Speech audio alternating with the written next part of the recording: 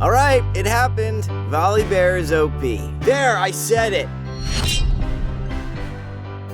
What's up, guys? Welcome back to our ProGuides community. Once again, we're here to give you guys an update on what's going on during patch 10.12 and to follow up on our initial patch rundown. My name is Dan, and I'm here with our mid-patch update. In this video, we're making some adjustments to our tier lists, as well as talking about general shifts in the meta. Be sure to stay tuned, because we're answering all the questions you guys might have. Since we all know Volibear is broken, we'll at least be talking about the extent to which he is. Make sure to check out our description for a link to join our Discord server as well. Our community is growing every day, and we want to provide an environment where we can all grow together. Check it out, make some friends, or just stay up to date with us there. We've also got some cool stuff for you guys on ProGuides.com, like live classes with pro players, coaching from pro players, and courses from your favorites like Double Lift. Finally, for our question of the day, which champion do you think should have their own breakfast cereal or dessert? I imagine Oriana getting her own cereal named Oreos. Maybe the pieces will be shaped like her ball, or maybe they'll be normal O-shaped ones, and she'll just be there for the advertising. Let me know what your answers are down below. With that said, let's get started with the video.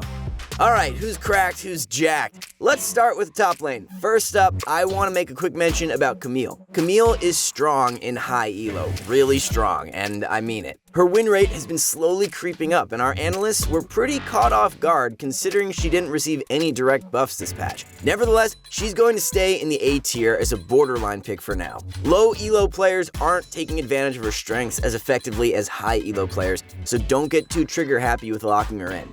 Next, let's talk about champions that actually moved down. From the S tier, we actually see Tryndamere and Shen moving down an entire tier. Rather unexpected, but Tryndamere has actually been performing worse this patch than he was previously. Although he might still be a dominant laner, this might be largely due to the fact that Summoner Ghost received a buff this patch. Champions in other roles, such as control mages or certain junglers, are taking it more often, and thus they're able to escape from Tryndamere's clutches. Admittedly, if you can run faster than Tryndamere, getting away from him isn't the most daunting task. Shen has also been moved down. Our analysts have been monitoring him, and he definitely isn't performing at an S tier anymore. He's still a solid pick though. Both of these champions have been moved down to the A tier.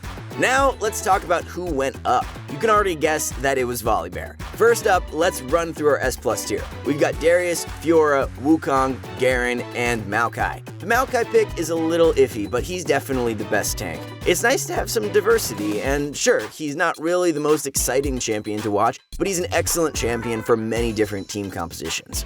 In our S tier, we have Mordekaiser, Kled, Jax, Urgot, Nasus, Singed, and Volibear. Once again, I'd like to reiterate that Urgot and Nasus specifically are highly catered toward mid and low elo players. In high elo, these two are around high A tier, while in lower brackets, they're S or S+ tier ones. But yes, Volibear is OP. He's done it finally, and it's only a matter of time before he gets nerfed. Abuse him while you can. There are a lot of factors contributing to Volibear's incredible increase in his win rate. The most obvious are the buffs he received this and last patch. Players are also getting better at playing him and have actually figured out optimal openers on him. The move is to actually start Doran's Ring and to run press the attack. Doran's Ring provides Volibear the necessary mana regen he needs, last hitting assistance, and some ability power for his E and passive. He finally feels like a competent laner with all the buffs he received and how easily he can activate press the attack. Alright, that's enough with the top lane. Let's move on to the jungle next. First, let's follow up on the balance changes that we saw. Like we mentioned, Volibear is broken right now. His buffs helped so much, and he's also an S tier jungler now. Fiddlesticks received some nerfs, but he wasn't hit too hard, just like our analysts expected. He's still an S+ tier pick, and you're right to be afraid of him. His tricky playstyle, crowd control, and high damage output make him a giant nuisance to deal with. Especially because solo queue is so uncoordinated, Fiddlesticks players are able to wreak havoc on entire enemy teams. Trundle, on the other hand, got hit a lot harder than our analysts initially predicted. His win rate dropped nearly 2% across all ranks, and thus our analysts have moved him down to the A tier. However, he's arguably a high B tier pick, as he seems rather average at times. Trundle is still a pretty solid pick because he's one of the best counter picks you can rely on for certain matchups. As a blind pick though, he's lost a ton of presence and simply can't hold his weight as an S tier champion any longer. Poor guy, look what they've done to him. A loss in movement speed isn't something to take lightly, guys. Point proven once again.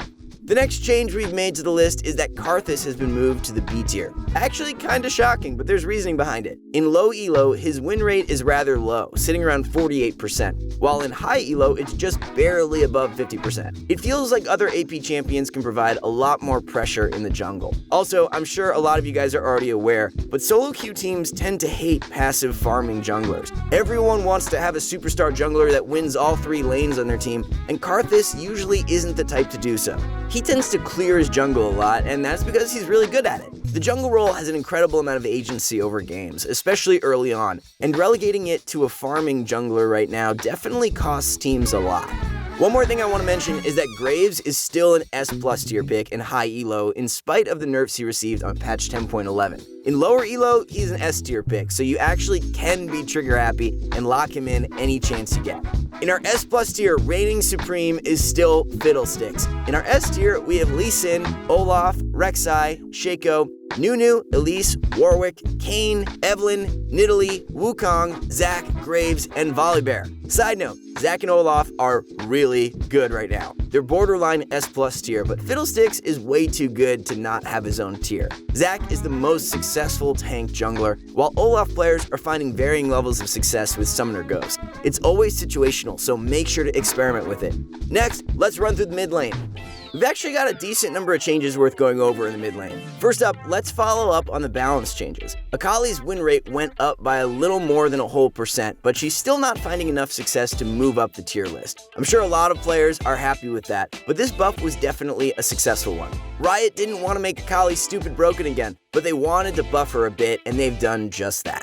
Unfortunately, the same can't be said about Bran. Ironically, his win rate has actually dropped in spite of him receiving buffs. The explanation for this might be that him receiving buffs has led to more people playing it. More data to work with means that there's going to be more accurate information on him, and that increased preciseness has actually pointed out that he's too weak as a mid laner. The oddest of all the changes were those to Cassiopeia. Her win rate actually increased in spite of her supposed nerfs. Very interesting indeed, and we've moved her back into the S+ tier for the mid lane. Essentially, her nerfs made her a weaker side laner, as there are more physical damage matchups she has to deal with in the top and bottom lane. However, since her magic resist was buffed, she's having a much easier time against AP champions.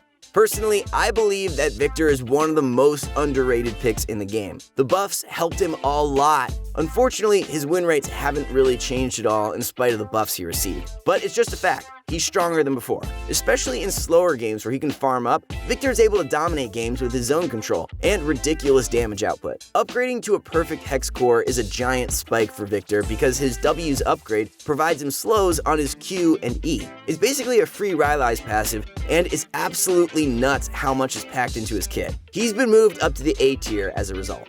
Next, those Yasuo nerfs did their job. He is definitely a borderline A or S tier pick now. His win rate dropped a whole % across all ranks, and also a % in high elo as well. Players have better odds at laning against him as a result of his lower base health and higher wind wall cooldown. Counterplay, boys and girls, we love to see it. I love that word, especially when it's used unironically. We've moved Yasuo down into the A tier to reflect the effects of these nerfs.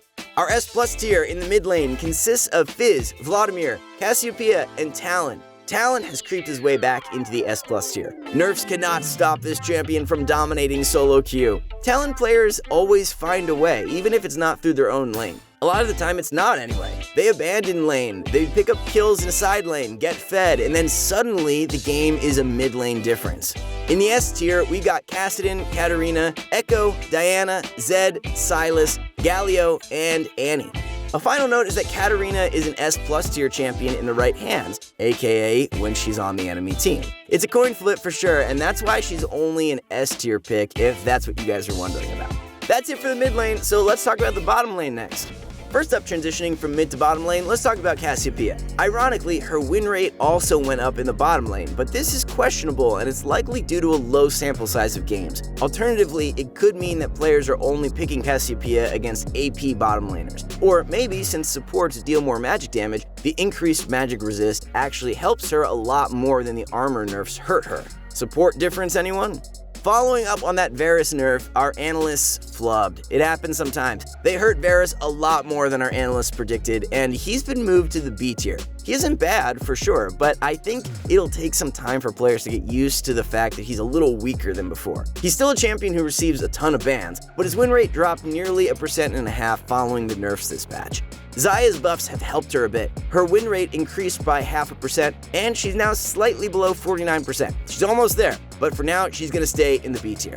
Senna's buffs increased her bot lane win rate significantly. Attack speed is a lot more effective on her now, and players are getting so much more value out of Rapid Fire Cannon as a result. While it's likely largely due to her seeing more play as a bot laner, her win rate went up by almost 3.5%. For now, she'll stay an A tier pick though. Yasuo's nerfs hurt him a lot in the bottom lane, especially since there are so many ranged champions there. He's also been moved to the B tier as a lot of matchups feel much more difficult than before. In our S+ tier for the bottom lane, we have Ezreal and Kai'Sa. These two are super broken and you have to play them. Well, the thing is that a lot of you probably are. They're also the two most popular marksmen at the moment, and for good reason. We're always trying to bring you guys the most informative content, and part of that is letting you guys know if trends are overhyped and if you should avoid certain bandwagons. This isn't one of those! Kai'Sa and Ezreal are very strong champions, and you shouldn't adopt the mindset that they're overrated by any means. Ezreal's mobility and new build make him so difficult to deal with. Death's Dance makes him ridiculously tanky, and he still manages to pack a punch in fights. Kai'Sa is an extremely flexible champion. She has a ton of mobility, deals hybrid damage, and is pretty self-sufficient. Our S tier consists of Vayne, Caitlyn, Jinx, Draven, Misfortune, Jhin, and Aphelios. Players have figured it out. Build Death's Dance on any compatible champion, and then they're broken. Aphelios is one of those champions, and he's S tier again. Aphelios heals way too much of that item and hard carries games as a result. He's one of the most oppressive champions to deal with when he's ahead because of how much versatility he has. All of his weapons have different strengths, and players need to constantly adapt to whatever pair he's holding on to at a given moment. That wraps up the bottom lane, so let's finish things off by walking through supports. Initially, our analysts didn't expect any significant changes for supports since there weren't any direct balance changes. However, there are some things they've caught wind of as the patch has played out. The big changes are to the S+ and S tier this time around. Lulu and Bard have been promoted into the S+ tier, while Leona has dropped out. The buffs to Guardian helped out Lulu and Bard a ton this patch, and their win rates have climbed slightly. They were already S tier picks, but now that they're stronger, it's only appropriate that they've been moved up. Guardian provides an even more reliable shield than before. It's bigger and doesn't randomly activate at the worst times anymore. Leona surprisingly got hit pretty hard, and our analysts think this is because of the buffs to unflinching.